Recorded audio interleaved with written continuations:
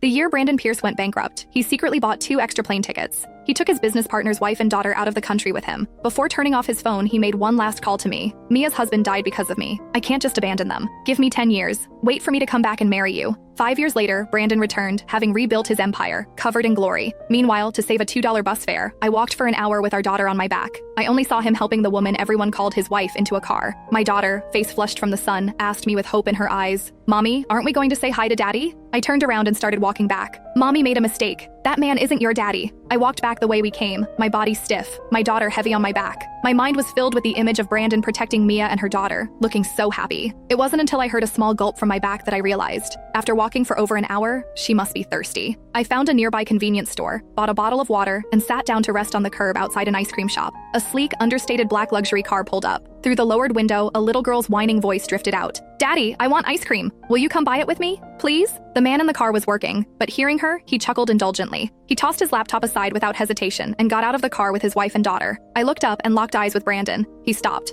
His body froze, and he didn't take another step. Our reunion after 5 years wasn't the joyful occasion we had once imagined. Right now, he had a beloved wife and daughter by his side. Naturally, he didn't want to see me. Mia, standing next to him, noticed. She let go of his arm. She walked up to me. "Hannah, is that really you? It's been years. Why do you look so old?" Mia looked me over and secretly sighed in relief. Then, her eyes filled with undisguised smugness.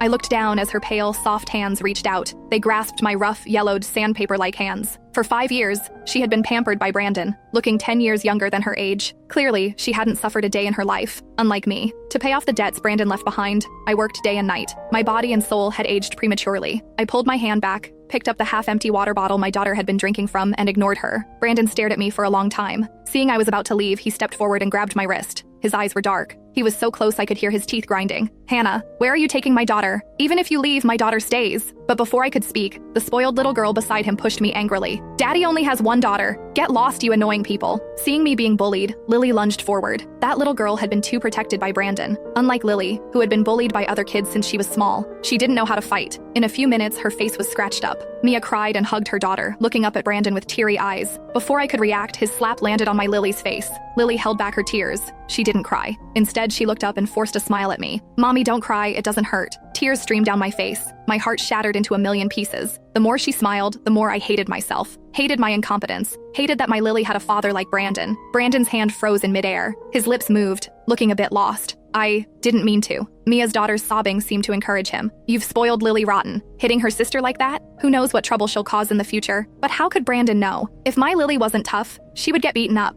She didn't have a father around, and I was always working. She felt sorry for me. When she got bullied, she never